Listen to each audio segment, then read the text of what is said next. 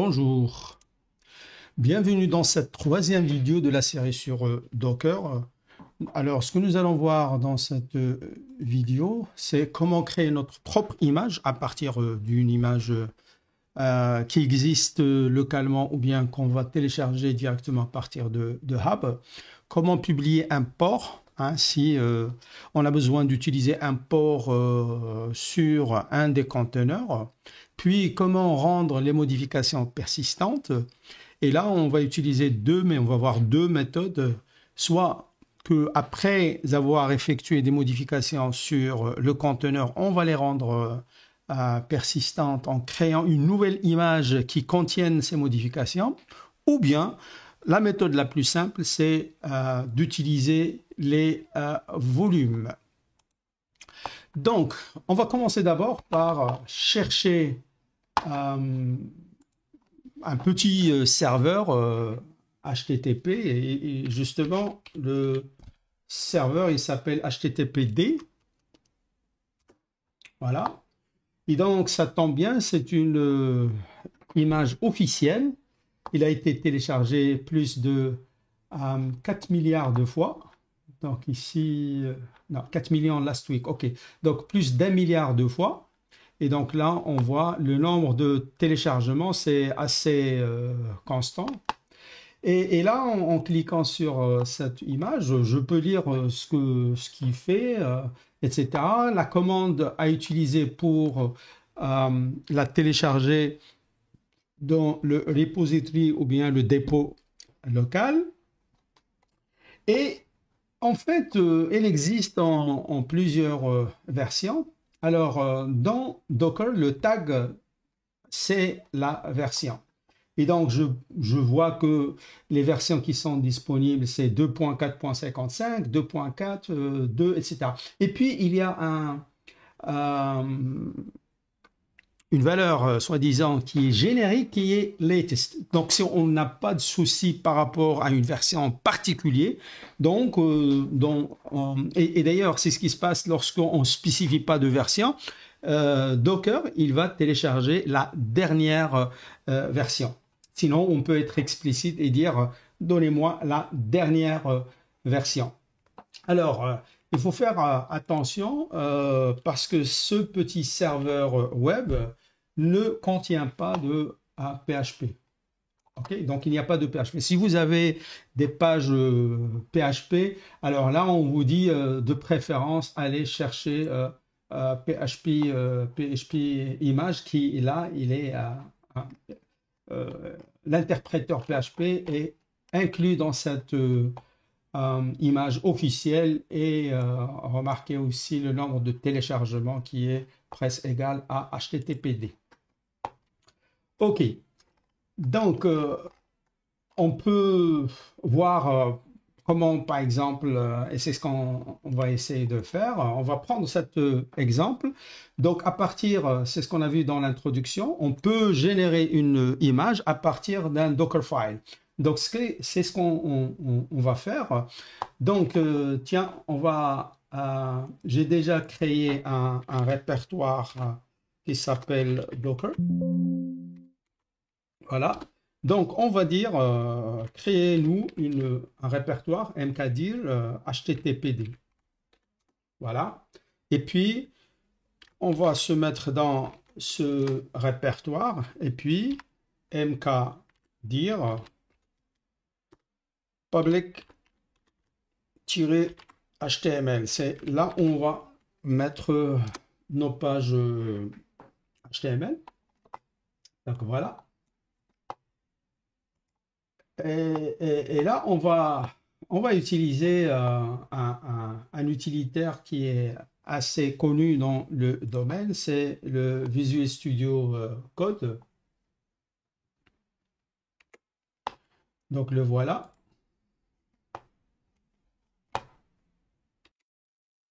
Donc j'ai lancé Visual Studio Code. J'ai ajouté le répertoire HTTPD et je clique sur Public HTML et je vais créer un fichier à l'intérieur du répertoire Public HTML. Je vais l'appeler index.html. Donc voilà, j'ai déjà le code prêt, et donc je le colle. Donc c'est un code HTML assez simple. Donc voilà la balise HTML et la balise qui ferme, un titre simple, et dans le corps on va avoir une seule phrase, it works. Donc voilà. Alors je sauvegarde. Donc maintenant j'ai un fichier index.html qui est prêt dans public HTML. Et là, dans le répertoire racine, donc je vais créer, donc je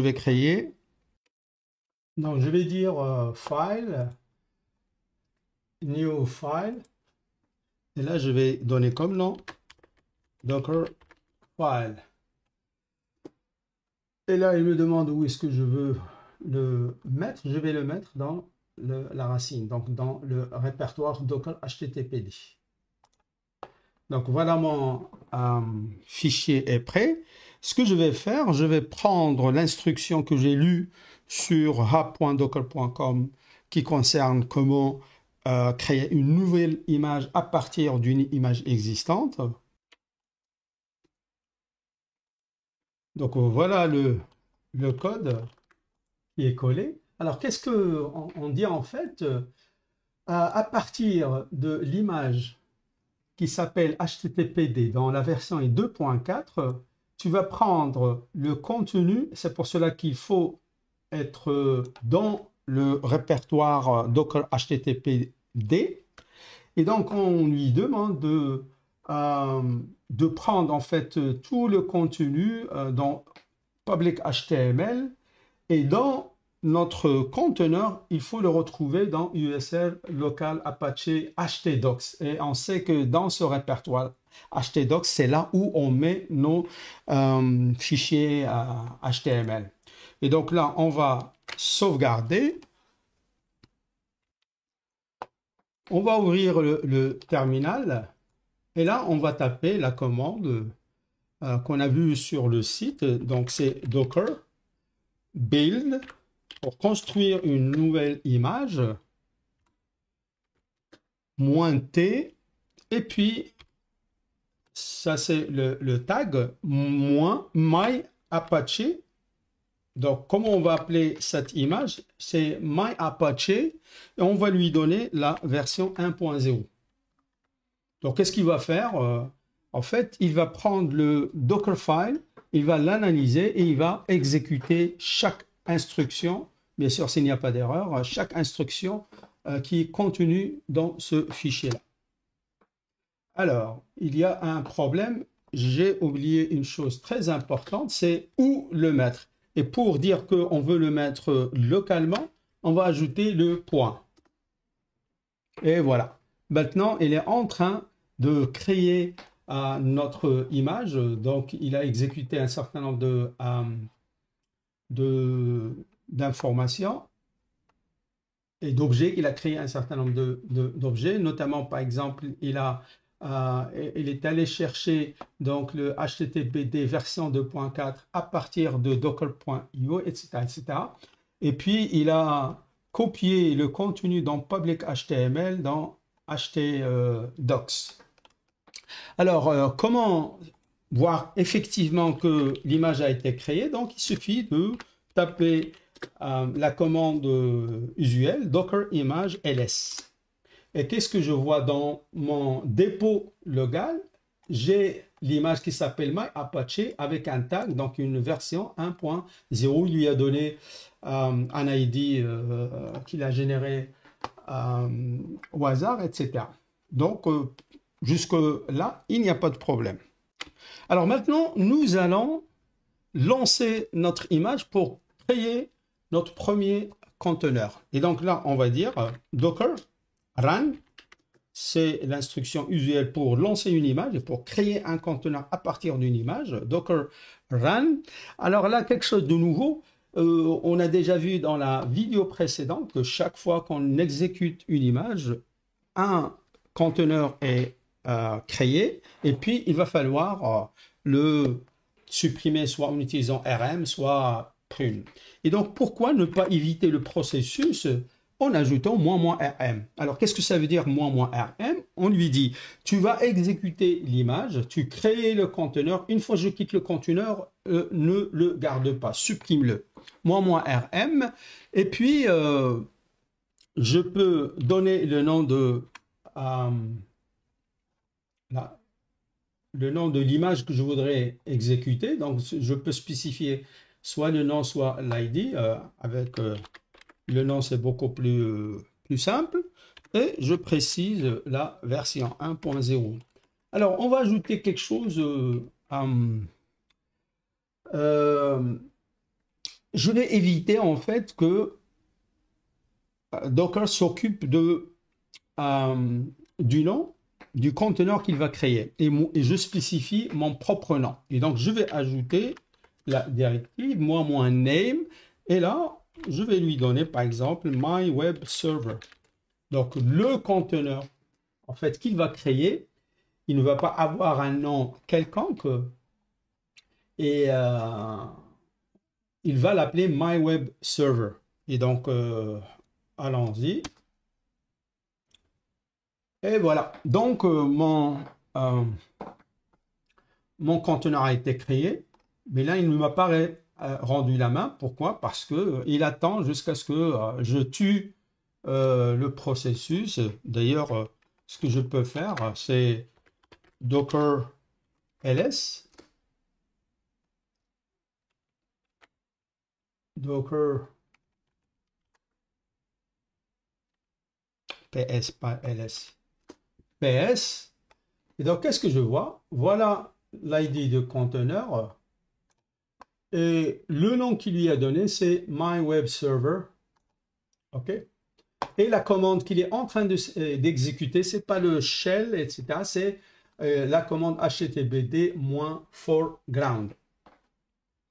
Et donc, le conteneur, il va continuer à s'exécuter tant qu'on ne l'a pas quitté explicitement, par exemple en tapant CTRL-C, etc. Et d'ailleurs, au niveau du desktop, donc je vois qu'il y a My Web Server avec le même ID ici, basé sur l'image My Apache 2.1.0 qui est en train de s'exécuter. Mais problème, comment lancer et voir ma page web?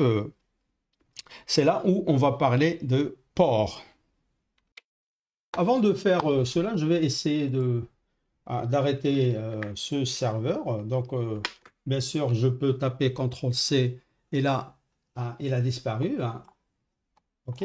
Ce que j'aurais pu faire, c'est aller sur le desktop et puis cliquer sur le bouton Stop. Voilà. Et troisième méthode, donc je vais le lancer, j'ouvre une autre fenêtre et puis je vais dire docker stop, soit l'ID, soit my web server. Et donc là aussi, voilà, il l'a arrêté. Alors pourquoi je fais ça? Pour vous montrer comment on peut lancer une image. Donc je crée un conteneur et l'exécuter en background. Donc nous avons déjà vu IT, etc. Là on va y dire D tout simplement. Donc j'exécute cette instruction là et le résultat va s'exécuter en arrière-plan et voilà, il me rend la main. Comme ça je ne vais pas avoir cette fenêtre qui est bloquée. Ok, alors donc cette question de port, en fait, rien ne m'empêche d'avoir plusieurs serveurs web. Ils écoutent tous sur 80.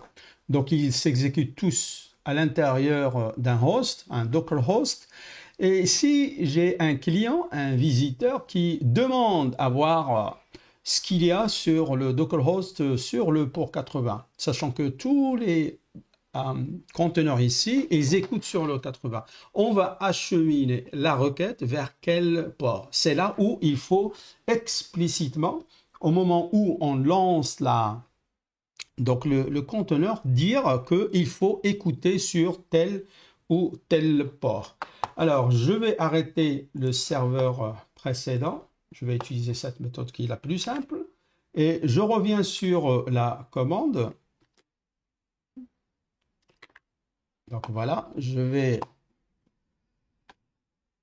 cacher l'image. Et là, j'ajoute une autre instruction, -p 80 2.80. Donc le port 80 côté conteneur, il va être mappé sur le port 80 du host. Et donc quiconque demande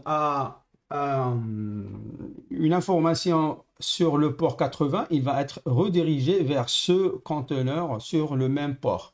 Je peux mettre par exemple la requête qui vient sur 80-80, il va être redirigé vers 80 du conteneur, etc. Et donc voilà, je lance. Voilà. Maintenant, je reviens sur le desktop et qu'est-ce que je vois? Le port, tout à l'heure, on n'avait pas cette information-là. Donc, je vois que les ports, ils sont bien mappés. 80 côté conteneur, 80 côté host. Et là, qu'est-ce qu'on va faire? On va ouvrir un nouveau onglet, on va dire localhost. Et donc, je demande à parler avec le serveur web. Par défaut, c'est le port 80. Et donc là, qu'est-ce qu'il va faire? Il va rediriger ma requête vers notre premier serveur web. Et là, je vois it works. Donc, ça marche. Très bien. Alors maintenant, toute modification qu'on voudrait faire sur un des fichiers HTML contenu dans le répertoire que je vous ai montré, il faut le faire à l'intérieur du conteneur. Et donc, première façon de faire, donc je clique sur le conteneur, My Web Server, et ce que je vois là, c'est entre parenthèses, en fait, c'est le log de mon conteneur. Et donc, je vois que il est en train d'écouter sur le port 80 la version d'Apache, donc 2,457. L'adresse IP du conteneur, c'est 172.17.02. Et quand je me suis connecté en localhost, l'adresse IP du host, c'était 172.17.01. Je vais y revenir donc sur comment Docker gère le réseau, etc. Et donc là, on a fait un get et la réponse était 200. Ça veut dire que il a répondu.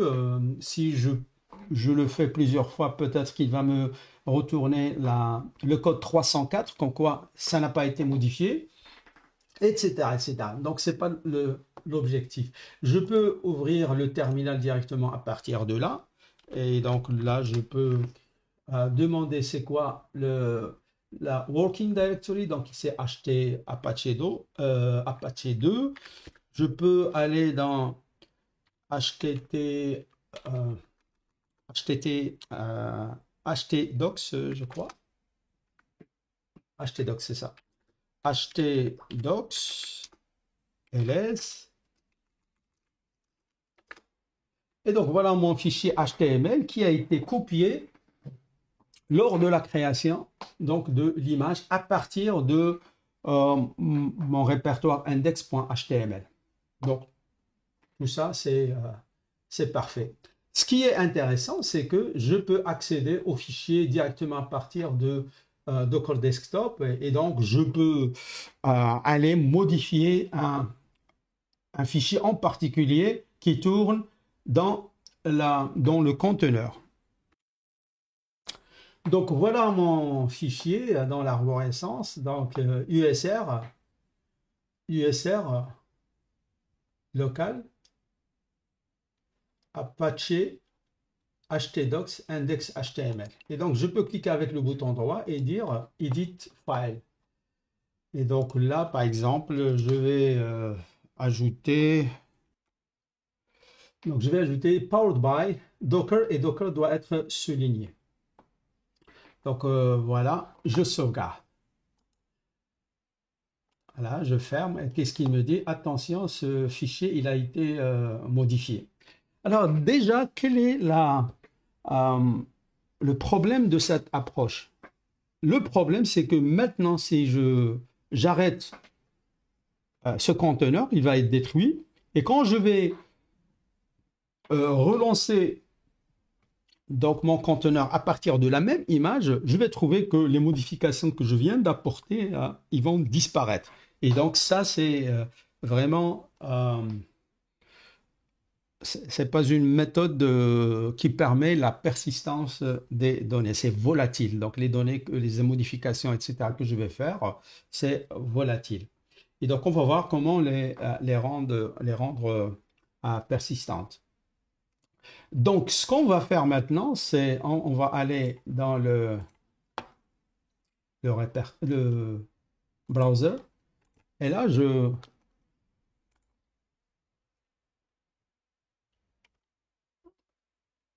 mets à jour la page et effectivement, j'ai Powered by Docker qui est ajouté. Et donc, pour vous montrer en fait que c'est pas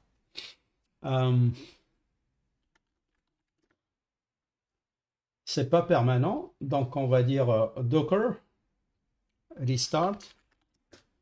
Donc, c'est comme ça qu'on peut redémarrer un conteneur. Donc, Docker restart my web server. Et voilà. Je crois qu'un problème de cache.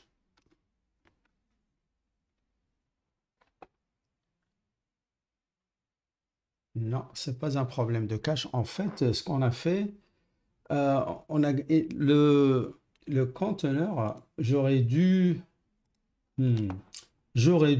noter l'ID. Et donc, j'aurais dû noter l'ID. Donc, c'est d'ailleurs ce qu'on va faire mieux. On va dire stop. Voilà. Et on va le redémarrer. Voilà. Alors, tout à l'heure, ça commençait par 0, maintenant c'est E9. Donc, c'est une nouvelle version, F5. Et voilà. Je suis revenu sur la première page web. Alors, puisque on veut rendre les choses persistantes, donc les modifications, donc on a vu la première façon de faire pour d'abord apporter les modifications, c'est aller dans le desktop et travailler sur le fichier. Maintenant, si on est sur une distribution Linux, si Docker est installé sur Linux, on n'a pas cette possibilité. Ce qu'on va faire, on va lancer le shell sur ce conteneur et puis on va utiliser un éditeur local, c'est-à-dire dans la distribution Linux. Alors malheureusement, il n'y a ni Nano, ni VI, ni Vim, et donc on va devoir l'installer d'abord. Donc ce qu'on va faire, docker exec -it pour travailler en interactif, puis le nom du conteneur, my web server, et puis la commande à exécuter, sh. Et donc voilà, j'ai la main. Donc je suis toujours dans USR local Apache 2. Donc d'abord, on va mettre à jour la distribution. Donc apt-get update.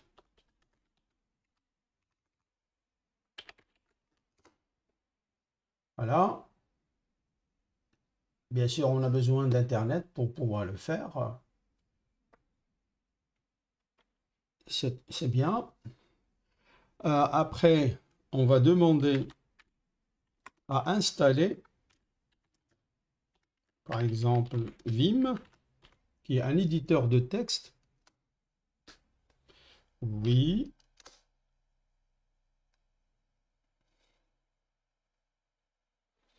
Donc notre Vim est installé.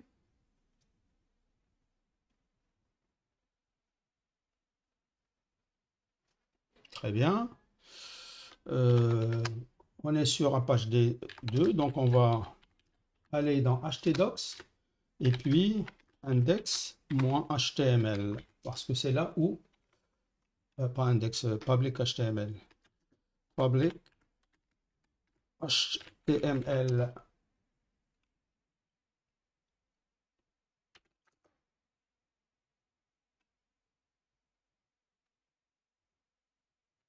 Pardon, un public HTML se trouve sur le host. Nous avons copié tout ce qui était sur public HTML au niveau du host vers le répertoire user local Apache 2 htdocs. Pardon. Donc là, on va faire vim index.html. Je me suis trompé. Donc je sors. Je ne peux pas revenir en arrière, c'est pas grave. Index.html. Très bien. Donc voilà mon fichier. Donc je vais ajouter la ligne qui dit H2 powered by Docker.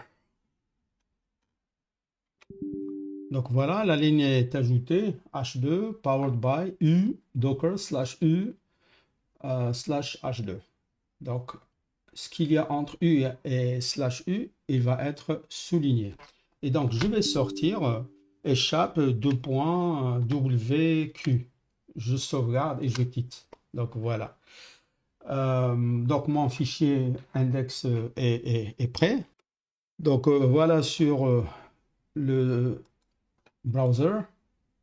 Je rafraîchis et voilà. Donc, on a bien Powered by Docker qui est ajouté avec le formatage choisi, etc., etc. Donc, maintenant, qu'est-ce qu'il faut faire? C'est rendre la modification permanente. Parce que, je vous rappelle, on a fait la démonstration. Si j'arrête donc ce conteneur et j'en crée un de nouveau, tout ce que nous avons fait va disparaître. Alors, pour cela, on va dire Docker commit. Commit, ça veut dire qu'on veut copier tout ce qui a été modifié dans l'image.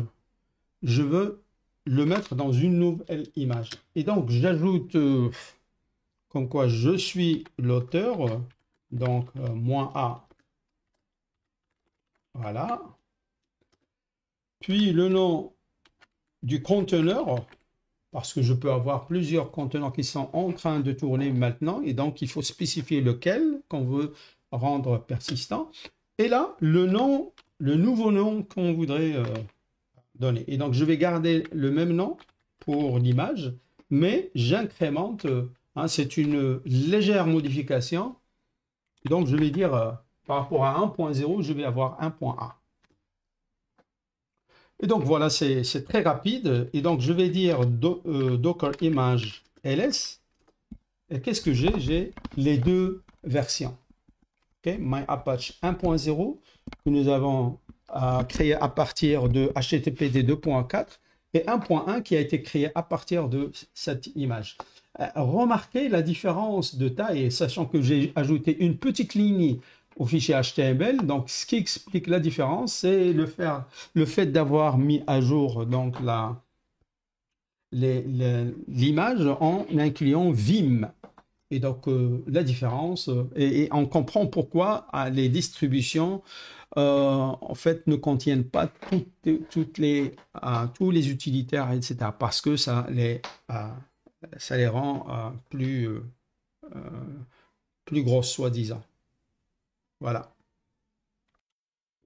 Donc voilà, mon serveur est en train de tourner. Et si je veux lancer une nouvelle version, bien sûr, je ne peux pas mapper le port 80 du conteneur vers 80 parce que 80 il est déjà occupé. Par contre, ce que je vais faire, je vais mapper le 80 côté conteneur vers 81 côté host.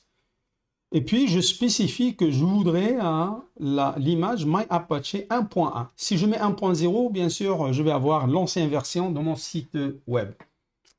Donc, voilà, c'est fait. Donc, je viens ici. Je vois que ce serveur est basé sur 1.0, mais tant qu'on ne l'a pas redémarré, il va donner exactement la même information que ce conteneur. Et le deuxième que je viens de lancer, il écoute sur 81 côté host, et puis côté conteneur, c'est toujours 80. Et donc, je vais ouvrir une autre fenêtre et on va dire, qu'est-ce que vous avez, monsieur localhost, sur le port à me proposer sur le port 81. Et voilà.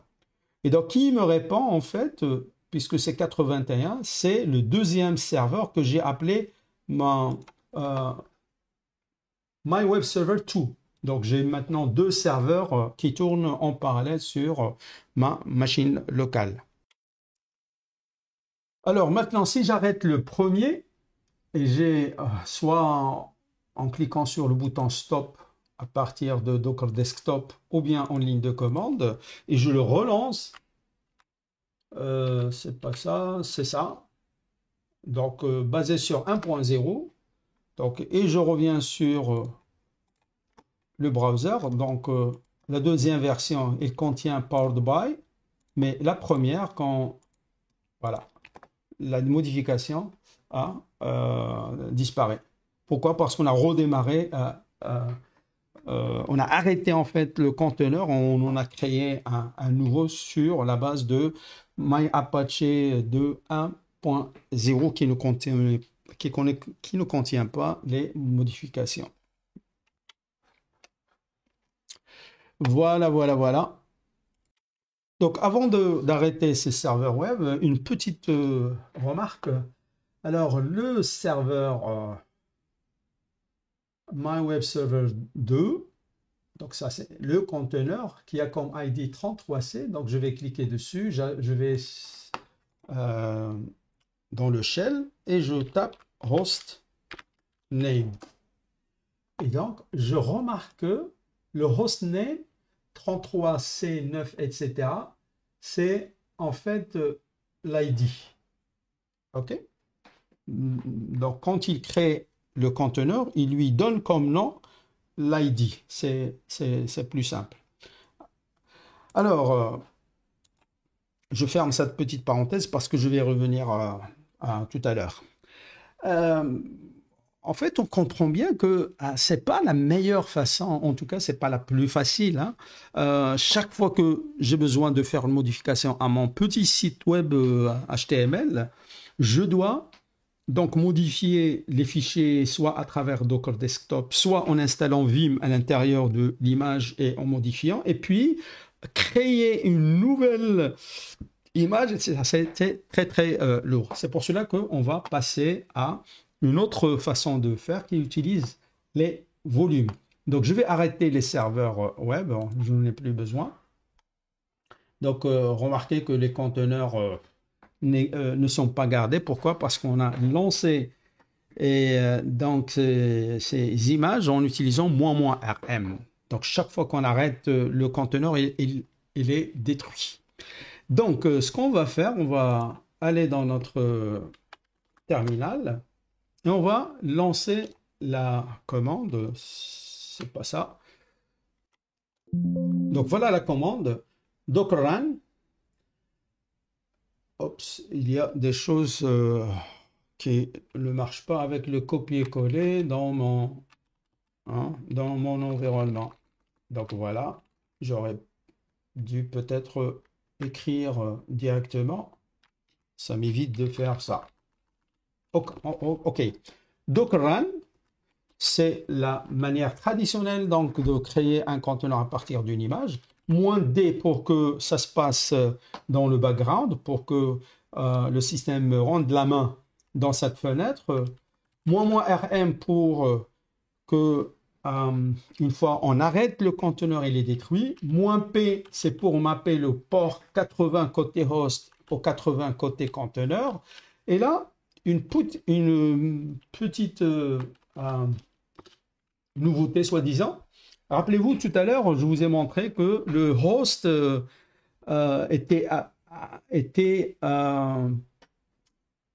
c'est-à-dire le hostname était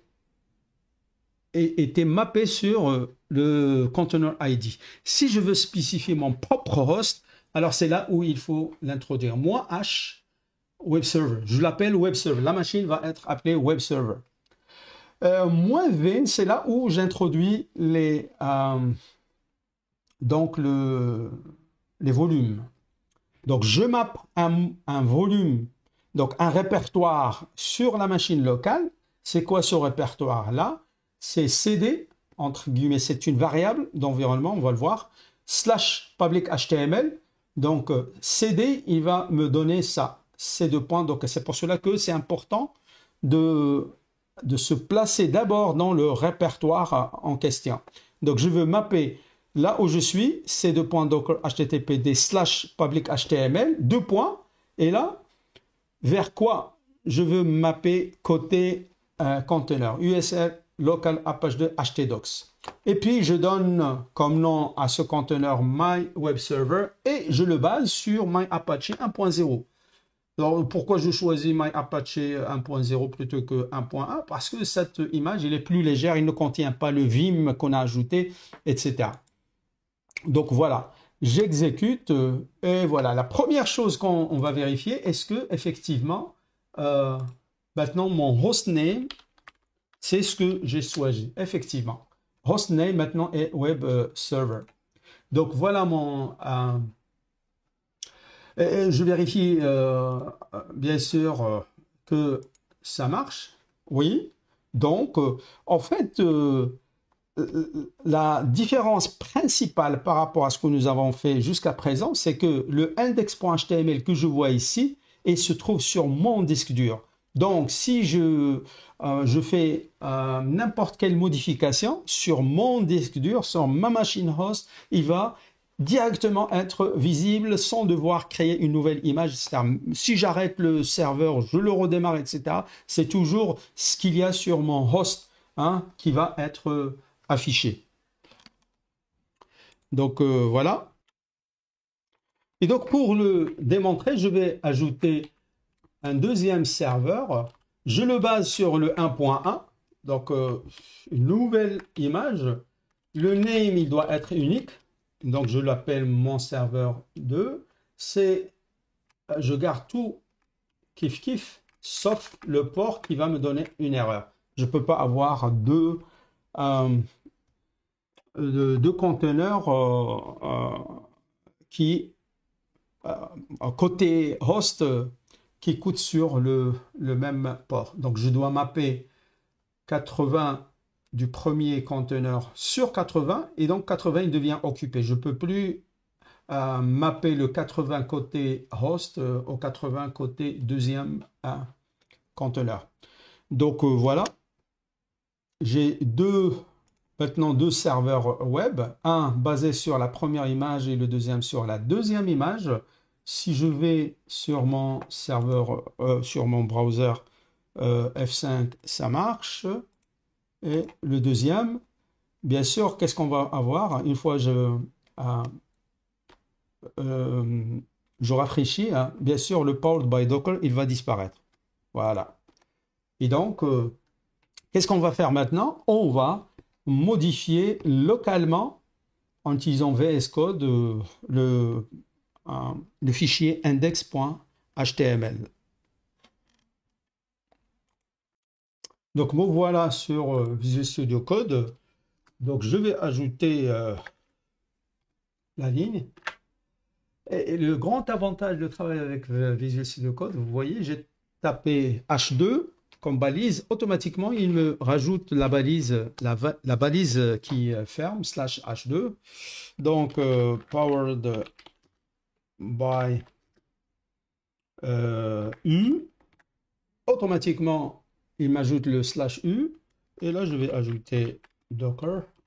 Et pour distinguer les deux versions, pour voir est-ce que il va utiliser donc les fichiers le fichier index HTML qui se trouve dans la deuxième, surtout, hein, dans le deuxième conteneur basé sur Apache de 1.1, on va dire host local.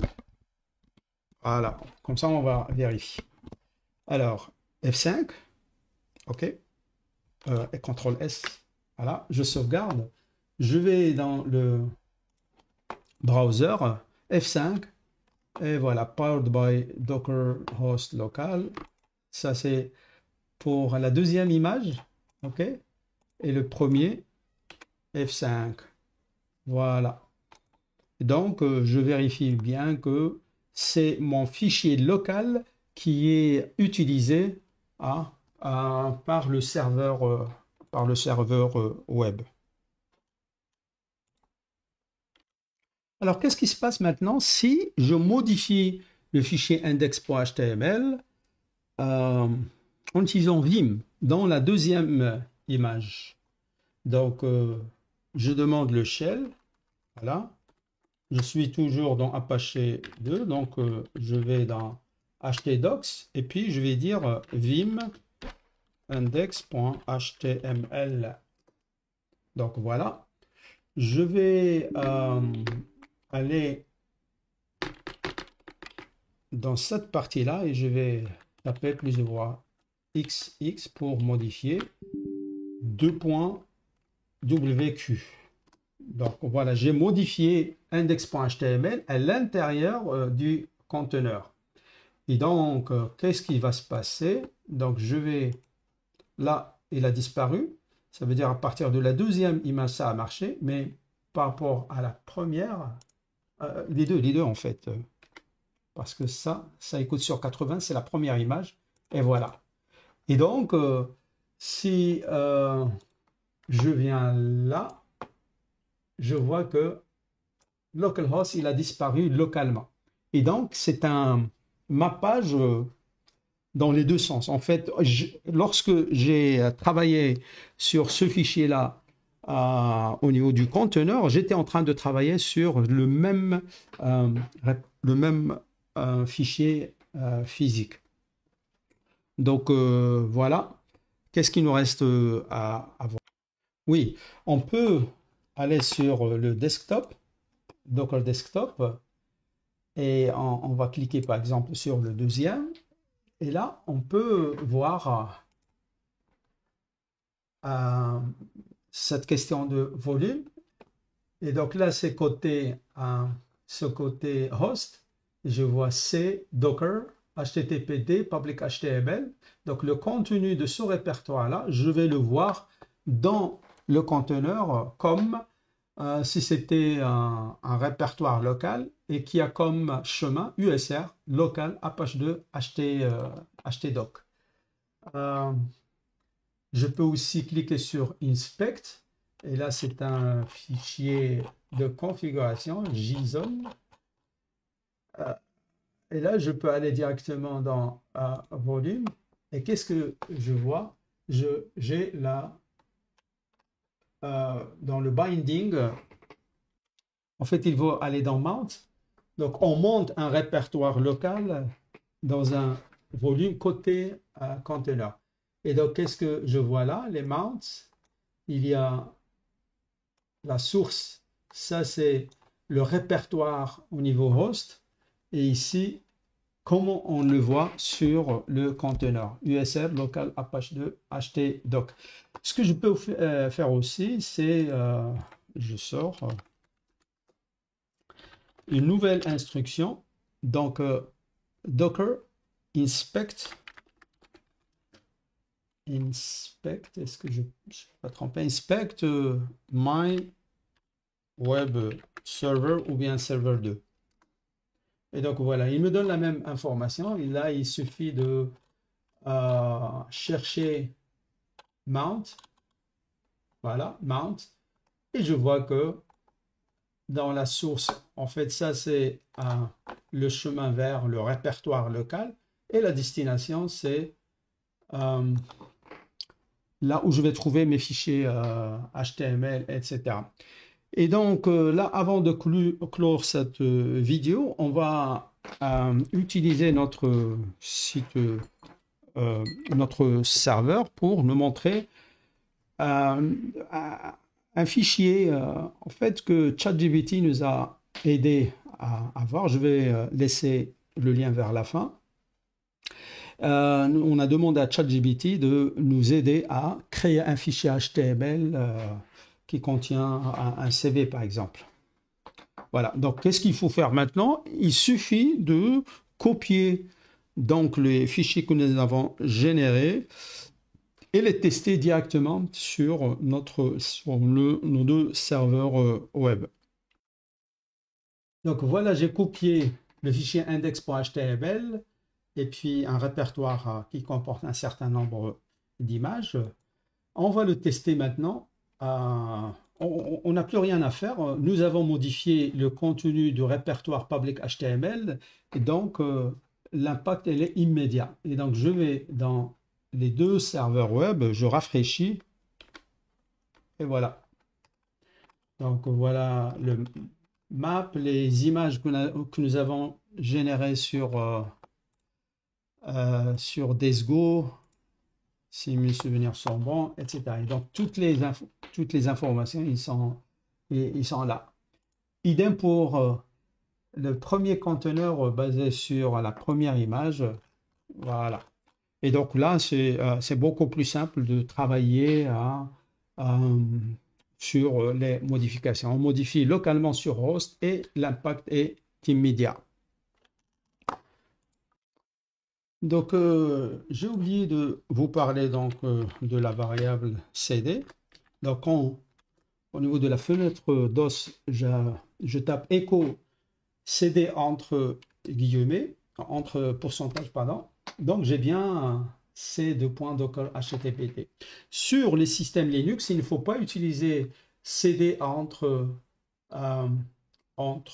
pourcentage, mais il faut plutôt utiliser la variable print working directory.